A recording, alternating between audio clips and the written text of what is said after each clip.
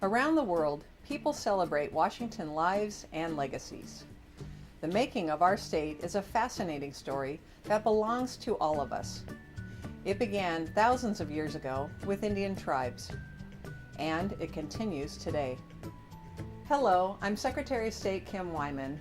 I'm here at the State Archives, the home of our history and heritage. The story of Washington State is here. At the brink of statehood and in the throes of the Great Depression, it's here at the State Library, in the original books, handpicked by our founding father, in the early explorations of the North Pacific coastline, and in the historic newspapers that predate statehood. The Office of the Secretary of State is the keeper of one of the most comprehensive collections of territorial and state history in the world. And Washington's story continues. When the world converted from paper to PCs, the delete key on computers threatened part of our heritage.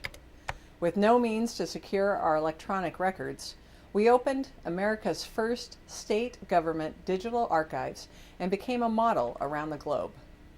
To date, we've protected 136 million critical records. They're digitized, they're accessible worldwide, and they're free.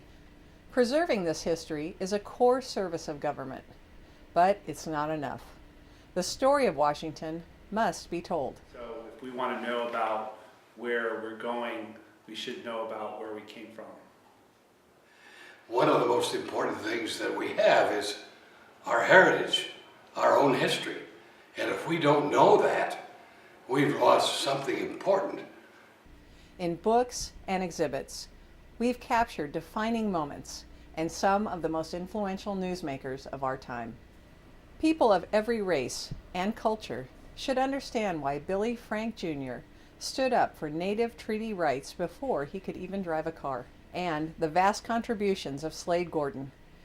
In a half-century of public service, the former U.S. Senator confronted virtually every major issue, from spotted owls to terrorism.